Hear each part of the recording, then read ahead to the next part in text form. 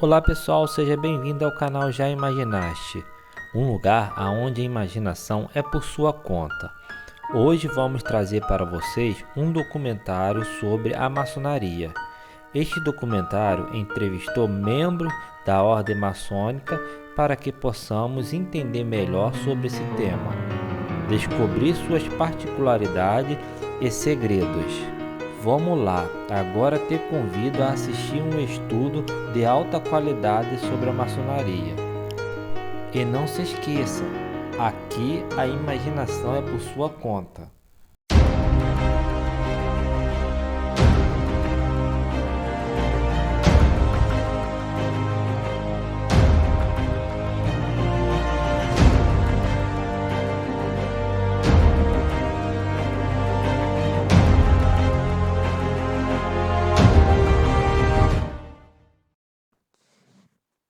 Já imaginaste?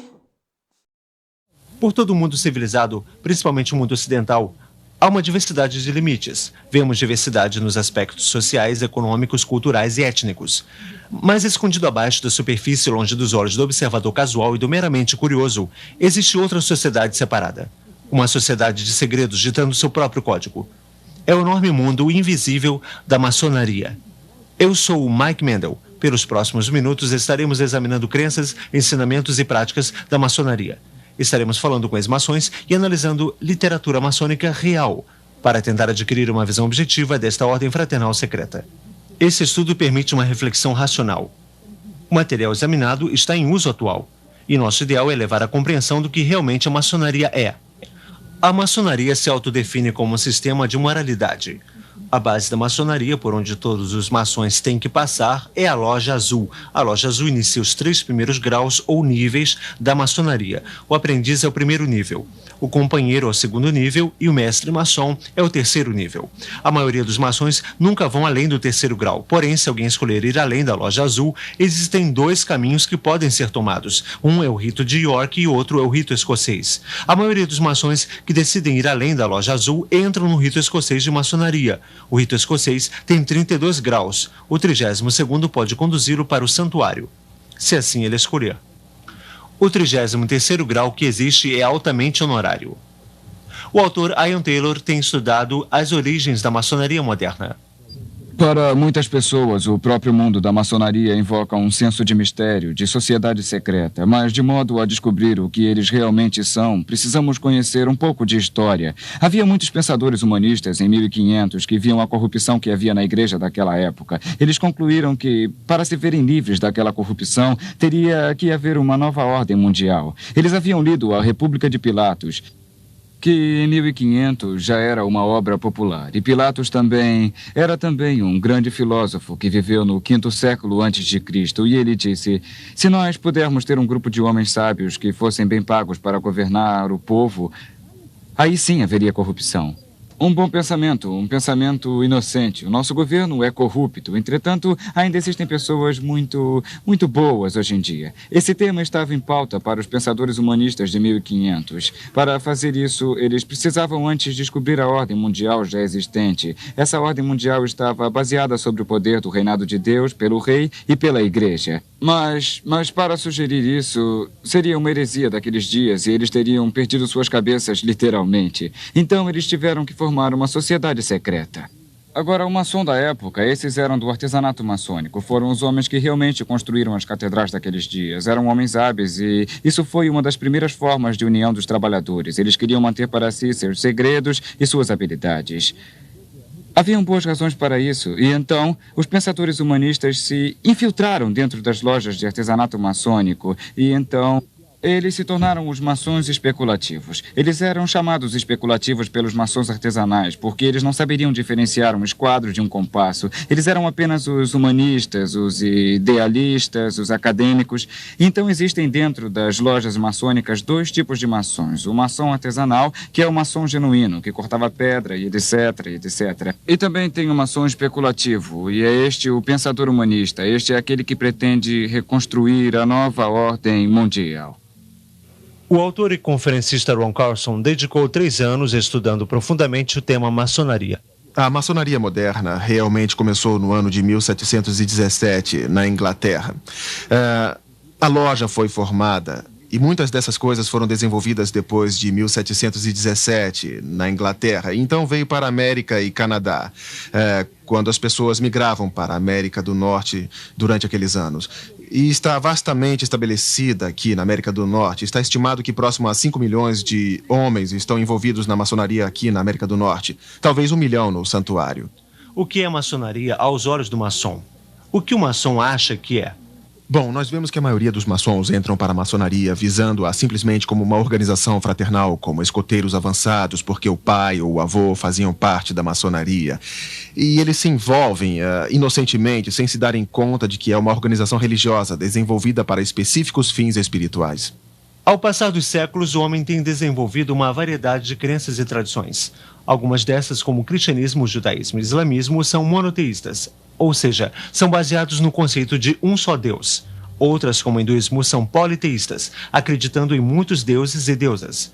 Uma das religiões mais antigas talvez seja a mais universal. Emergiu praticamente intocada e geograficamente separada, em culturas radicalmente diferentes. Essa religião é o paganismo. A adoração da deusa Lua e do deus Sol, que também eram chamados, por exemplo, podemos citar Apolo e Diana, ou mesmo uma gama de outros nomes. O paganismo é a mesma religião mística que emergiu na antiga Babilônia muitos mil anos atrás. Mas o que tem o paganismo a ver com a maçonaria? O ritual da teologia da maçonaria realmente originou do paganismo egípcio. E a razão para isso é que, como podemos ver, em 1717, os rituais de teologia foram reunidos e formalizados e criaram uma grande loja na Inglaterra.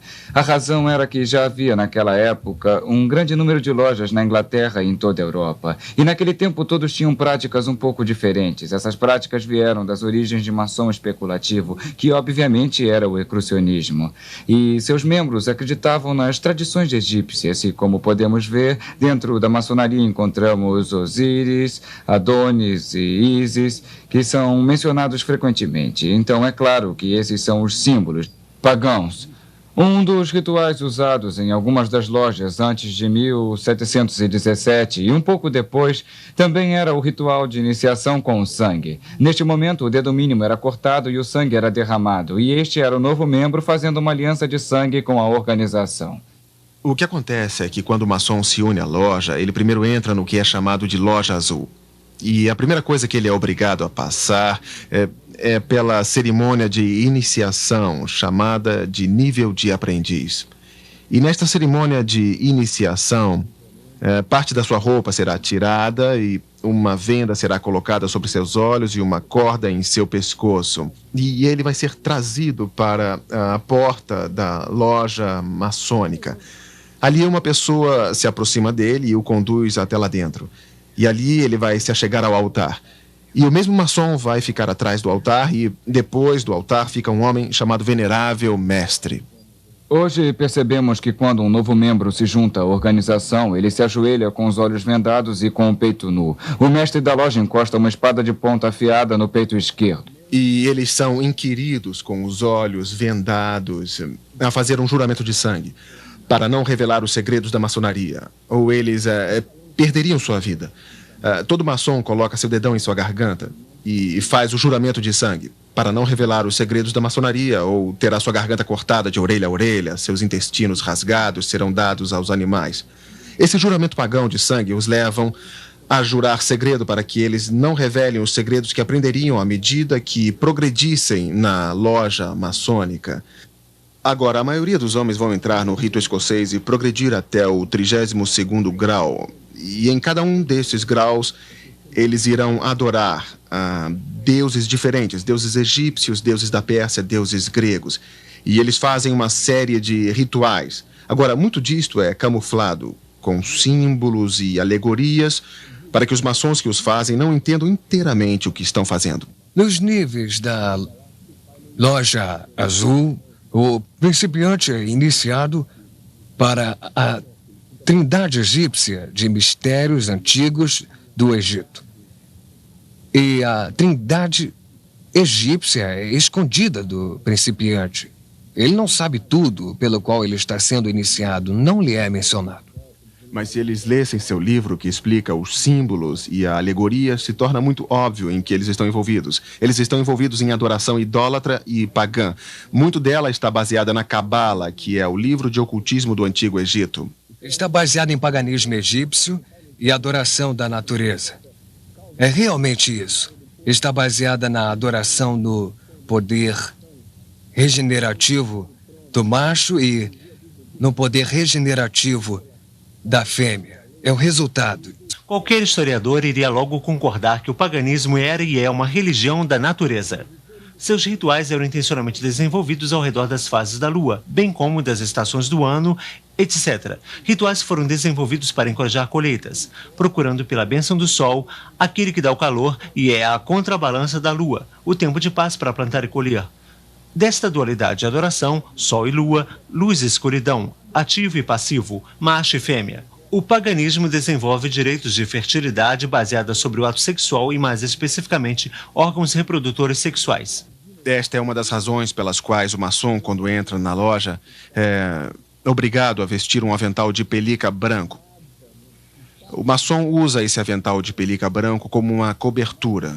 O que eles realmente acreditam na maçonaria é no princípio gerador da vida. Você sabe que eles usam o esquadro e o compasso com a letra G. Você vê o esquadro e o compasso com o G nas lojas maçônicas. Uns maçons vão até dizer que é geometria que é geometria do universo, ou que significa Deus. Na verdade, o próprio livro deles diz que é o princípio gerador da vida. Que o compasso, não o esquadro, representa o feminino e o compasso descendo sobre ele representa o macho que está fertilizando a fêmea. Este é o princípio gerador, o órgão masculino é o que traz a imortalidade na vida. Veja só, quando eles falam de imortalidade, eles estão falando sobre a recriação da vida através do ato sexual. E isso é o que eles estão cobrindo com o avental de pelica branco, e é por isso que a mulher nunca pode ser maçom. Ela não tem o princípio gerador da vida, por isso eles orgulhosamente usam em sua lapela o esquadro, o compasso e a letra G. A maçonaria usa símbolos pagãos egípcios com frequência, como podemos perceber, e um que vem em minha mente é o obelisco. O obelisco é um pilar de pedra alto, com base quadrada e o topo de pirâmide.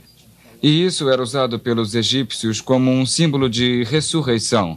A ideia era um símbolo fálico faraônico, ficava erguido e ereto como um símbolo de procriação, onde a pessoa era ressuscitada através de seus descendentes. Esse era o seu argumento. Bem, a mesma coisa se explica hoje.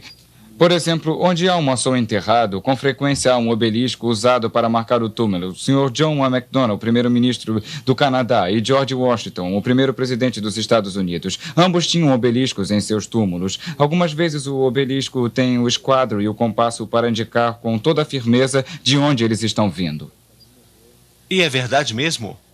Parece incrível que maçonaria, esse sistema de moralidade, possa ser realmente paganismo, possivelmente bem disfarçado. O ponto dentro do círculo é um dos símbolos mais eminentes. O grão-mestre Albert Pike ensina em O Simbolismo da Maçonaria, página 353. O ponto dentro do círculo é derivado da adoração ao Sol, que é, na realidade, de origem fálica. É um símbolo do universo, Sol sendo representado pelo ponto, enquanto o círculo é o universo. Meek afirma mais a fundo em seu manual da loja, página 56. O fálico era a imaginação do órgão gerador masculino. Era representado geralmente por uma coluna, que na sua base era rodeada por um círculo. O ponto dentro do círculo foi intencionado pelos antigos como uma espécie de poder fálico da natureza, o qual eles adoravam sob a forma única do ativo ou o princípio macho, mas do passivo ou o princípio da fêmea. O paganismo reconhecia e adorava esses poderes como a força criativa na natureza. Albert Pike era Gran comandante do rito escocês em 1800. Do seu livro Morais e Dogmas, o Sol e a Lua representam dois grandes princípios ou geração, o ativo e o passivo, o macho e a fêmea. Ambos brilham sua luz sobre seus descendentes, a estrela brilhante ou Horus. Essas autoridades maçônicas concordavam que o simbolismo da maçonaria era ocultista e era derivado do paganismo. Os rituais ocultistas e o simbolismo que são centrais na maçonaria foram tremendamente significantes para mim. Pessoalmente, eu estive profundamente envolvido por muitos anos com bruxaria. A bruxaria é a religião do paganismo e a adoração do deus Sol e da deusa Lua em várias formas. Eu estive envolvido no ocultismo por 12 anos. Steve Warren nos fala de sua experiência. Quero dizer, eu estava constantemente todos os dias lendo, pesquisando, como também praticando artes como adivinhação, entrando em contato com os mortos através de médiuns, cartas de tarô, a bola de cristal e tudo que pode ser considerado ocultismo, eu estava envolvido. O simbolismo na própria bruxaria é muito grande. Muitos dos implementos usados têm significação em termos de elementos naturais, como Van representando o ar, Azor representando o fogo, Akalis a água ou o pentagrama representando a terra. E esses seriam agrupados de várias maneiras para se tirar maior vantagem das forças espirituais que estão atuando por um tempo determinado. E era altamente ritualística, com mantos, e com desenhos ou círculos mágicos, com a invocação de deuses, e para atender aos praticantes. E também, quase tudo que se fazia, mesmo que não fosse um ritual formal, sempre tinha algo a ver com um ritual. Mesmo que fosse rogar uma praga, sempre acendíamos velas, trazíamos os elementos e montávamos o altar. Alguns dos paralelos entre maçonaria e a bruxaria mostram que as similaridades não são possíveis sem que sejam coincidência. Similaridades em rituais, trabalhos e simbolismos que são tão parecidos que fica claro sugerir uma origem totalmente comum. Para examinar essa possibilidade, falei com um número grande de ex-maçons e comparei a iniciação da Loja Azul com a iniciação dos ex-bruxos. Na iniciação da maçonaria, éramos recomendados por outro maçom. Para se juntar à seita, primeiro tínhamos que ser selecionados. Nós tínhamos que ser recomendados por alguém que já estivesse na bruxaria. Quando fui iniciado, meus olhos foram vendados. Me puseram uma corda e no peito me encostaram a ponta de uma espada. Na bruxaria nós éramos iniciados através de um tipo de ritual, de cerimônia de iniciação, onde o candidato era conduzido com uma corda e com os olhos vendados até chegar à borda de um círculo mágico. E a corda estava no meu pescoço e fui conduzido adiante. E na frente, no outro lado do prédio, ficava o venerável mestre. Me ajoelhei diante dele, como se ele fosse um deus.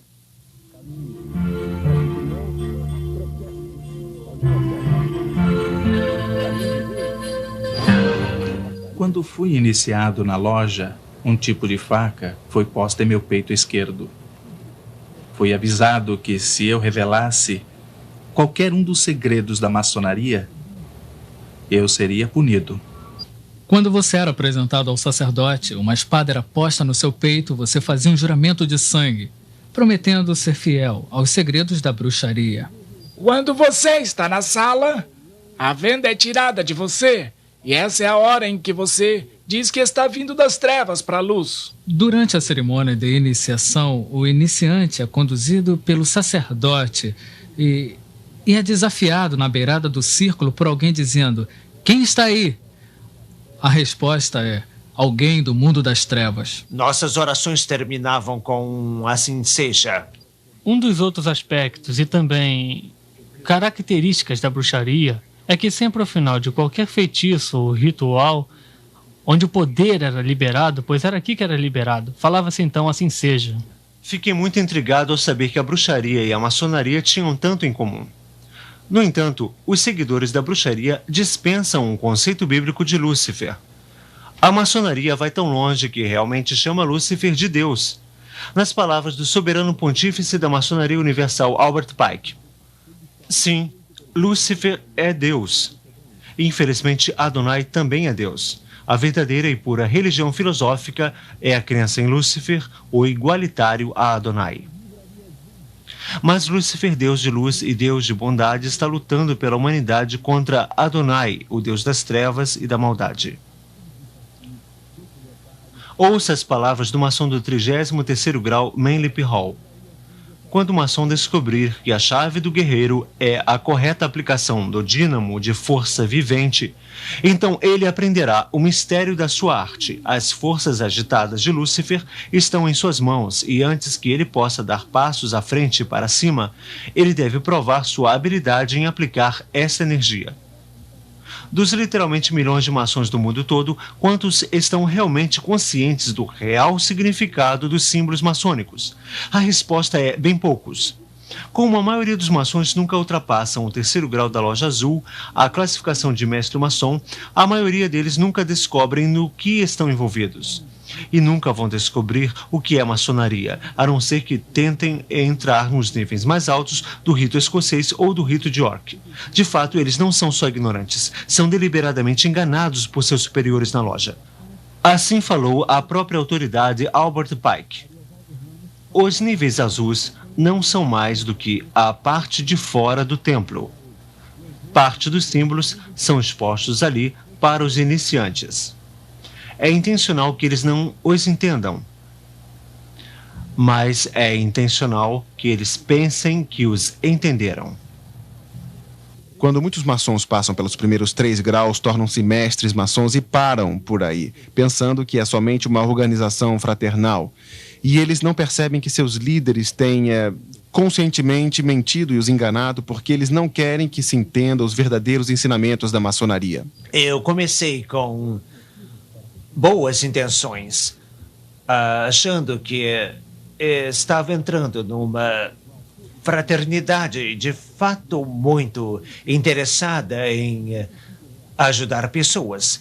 Mas agora eu percebo que em escalões mais baixos, níveis inferiores, você não sabe toda a verdade. O significado da loja, o que ela era para mim, um grupo de pessoas que estavam ali para ajudar os outros. E haviam diferentes coisas assim, que se podiam perceber na loja. As pessoas estavam juntas, unidas por algo, e pensei ser uma organização cristã. O que fazia alguém pensar que a loja maçônica era um lugar cristão era o fato que encontrei pessoas que eram membros da mesma igreja a que eu pertencia, a Igreja Presbiteriana do Canadá, como membros da loja, membros em posições importantes na loja.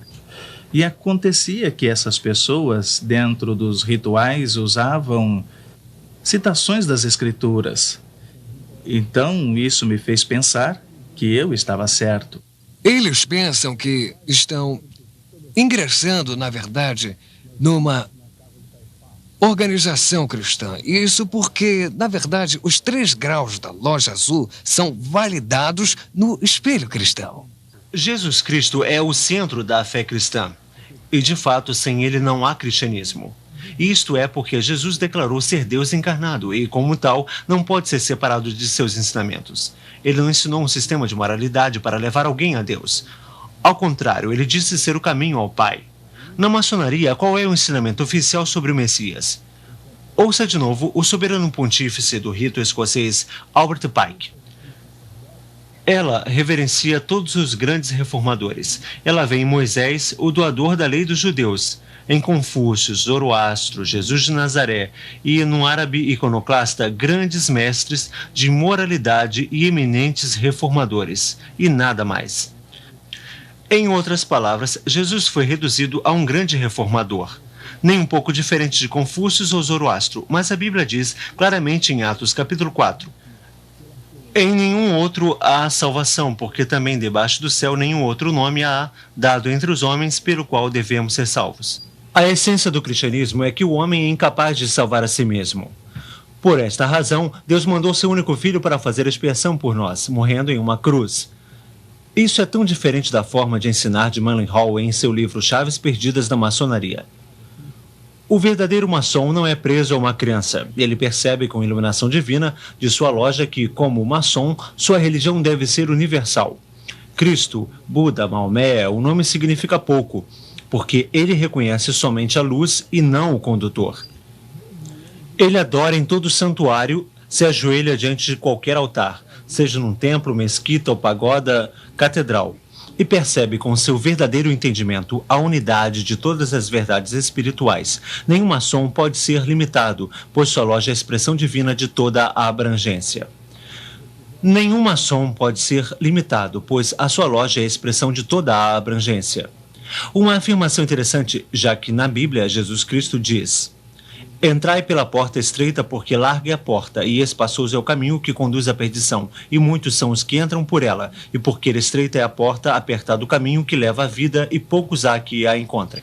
Os maçons dizem que Jesus Cristo é simplesmente outro grande mestre, outro grande profeta moral, é igual a Buda. Realmente os maçons ensinam, de acordo com Albert Pike, que Buda foi o primeiro grande professor maçônico.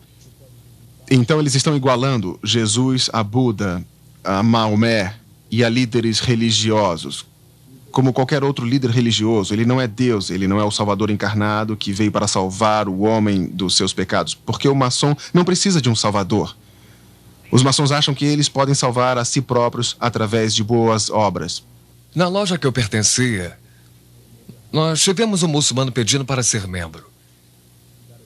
E os membros da minha loja não tinham como iniciá-lo porque sabiam que não poderiam iniciá-lo com a Bíblia Sagrada. Então, eles mandaram uma carta para a grande loja de Alberta, Canadá, pedindo instrução. E a carta voltou afirmando que deveríamos colocar o Alcorão com o esquadro e o compasso ao lado da Bíblia, com o esquadro e o compasso sobre o altar e iniciá-lo com todas as honras. O cristão acredita na Bíblia, no fato de que Deus existe na Trindade, as três pessoas que são o Pai, o Filho e o Espírito Santo. Mas o que a maioria das pessoas não sabem, inclusive os maçons, é que o Deus da maçonaria, o grande arquiteto do universo, também é uma trindade. Em ambos os ritos, tanto o escocês quanto o York, você descobre que os maçons estão em uma jornada procurando o nome perdido de Deus. Parte da sua religião é a crença que o nome secreto de Deus foi perdido. E eles contam toda uma história da construção do Templo de Salomão e o arquiteto Hiram Abif, que quando construíram o templo, perdeu o nome sagrado de Deus. Então eles dizem que o maçom está nessa procura para reaver o nome de Deus. E somente quando chega-se ao grau do Real Arco, finalmente é dito qual o nome sagrado de Deus e que só os maçons é que sabem. E eles se orgulham que só eles são os guardiões do nome secreto de Deus.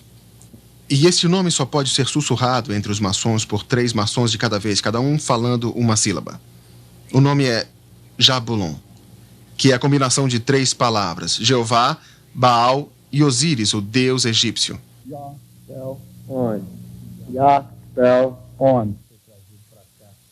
E o que o maçom está adorando na loja maçônica é um deus de 3 cabeças feito de Jeová, Baal, que foi o deus da fertilidade de Baalbac, no Líbano, e Osíris, deus sol egípcio, representado pelo símbolo fálico, que é a adoração sexual do Egito. E desta combinação sai um monstro de 3 cabeças, e dizem que esse é o deus maçônico a quem eles adoram. A salvação para o cristão está baseada inteiramente no sacrifício do Senhor Jesus Cristo na cruz. A Bíblia diz que todos pecaram e estão afastados da glória de Deus. E que não importa o quanto nos esforcemos para sermos bons, jamais alcançaremos o alvo de sermos santos como Deus. Mas Deus dá o presente gratuito da vida eterna para aqueles que acreditam em Jesus Cristo e permitem que Ele pague pelos seus pecados na cruz. Nas palavras de João 3,16... porque Deus amou o mundo de tal maneira que deu seu único filho, para que todo aquele que nele crê não pereça, mas tenha a vida eterna. A salvação para o maçom é algo totalmente diferente. Os maçons estão contando com suas boas obras, algo que a Bíblia diz que não pode salvá-los de fato. O monitor maçônico ensina que Deus, o olho que tudo vê, vai recompensar o homem de acordo com suas obras. O olho que tudo vê penetra nas profundezas do recesso no coração humano e vai nos recompensar de acordo com nossos méritos. No 19º grau do rito escocês é dito ao maçom: o maçom que tem dado prova de sua afeição aos estatutos e regras desta ordem, no final o fará merecedor de entrar na Jerusalém celestial, o céu. O 28º grau do rito escocês afirma: o verdadeiro maçom ergue-se por degraus até alcançar o céu. Os maçons acreditam que eles podem merecer a salvação e que eles podem subir uma escada até Deus, a quem eles chamam de grande arquiteto do universo, e que um dia eles vão ficar diante de Deus e Deus irá levá-los ao céu. Não por causa de Jesus Cristo, não, mas porque eles foram bons maçons e fizeram boas obras. Um dia eu estava conversando com o pontífice do santuário em Minneapolis, de onde eu sou. Ele me ligou um dia. Ele tinha ouvido a minha fita sobre maçonaria. Como é que você ousa dizer que a maçonaria não é cristã? Ele disse, eu sou um diácono na minha igreja. Ele disse, eu sou um bom cristão. Eu sou o chefe do meu santuário. Como é que você pode dizer que eu não sou cristão? Aí eu parei e lhe fiz uma pergunta. Bom, senhor, se você morresse agora e ficasse diante de Deus esta noite, e ele te perguntasse por que ele deveria deixá-lo entrar no céu, eu disse, o que você responderia? Eu nunca vou esquecer, houve um silêncio por mais ou menos 10 ou 15 segundos, então ele me respondeu, bom, eu acho que responderia que fui um bom maçom. Se os maçons estão esperando que suas lojas os salvem, sua confiança está no lugar errado, assim como os que têm sua esperança em um cargo na igreja ao invés de Cristo. Seria como depender de uma associação esportiva ou de um country club se as obras pudessem nos salvar. Eu estava pregando no Texas, no sul do Texas, numa grande igreja onde os maçons de lá, muitos deles faziam parte da liderança. E eles viram a minha fita na manhã que eu fui pregar e eles falaram, nós não sabemos por que estamos deixando você pregar. Você está criticando a maçonaria. E a maior parte da liderança era maçônica, os professores da escola dominical eram maçons. De fato, um dos líderes era o venerável mestre de sua loja na cidade e o outro era o soberano pontífice do santuário.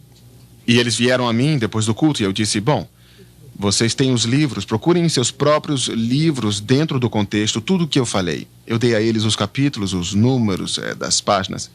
Eles ficaram até 4 da manhã daquele domingo vendo todos os documentos em suas próprias bibliotecas maçônicas. Eles voltaram na segunda de manhã e disseram, nós queremos que você saiba, Ron, que todos nós resignamos da loja a noite passada. E nós estamos vendo isso acontecer por todo o país, quando os maçons tirarem o embrulho e examinarem o conteúdo do que estão envolvidos e eles vão descobrir que estão mesmo numa seita não cristã, pagã e idólatra e que nenhum cristão deve fazer parte. Neste vídeo, tentamos ser objetivos. Nós não temos nada contra a organização maçônica nem com o indivíduo maçom. Não existe nenhuma dúvida que grande quantidade de bondade tem sido feita em nome da maçonaria e que a moral de alguns, se não de muitos maçons, é de nível muito alto. Mas isso, infelizmente, não é a questão. A questão real aqui é a religião pagã que tem mais em comum com a bruxaria do que com o cristianismo.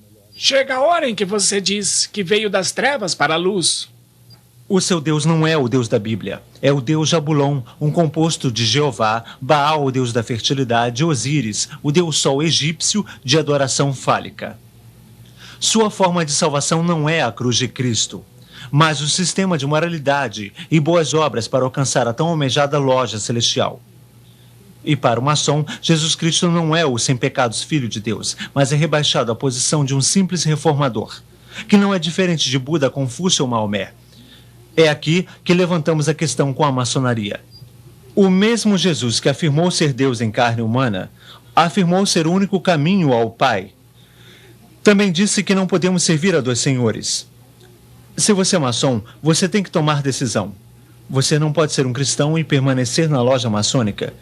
Ou você deixa seus pecados serem levados à cruz de Jesus, ou então tente pagar por eles em um sistema de moralidade e boas obras.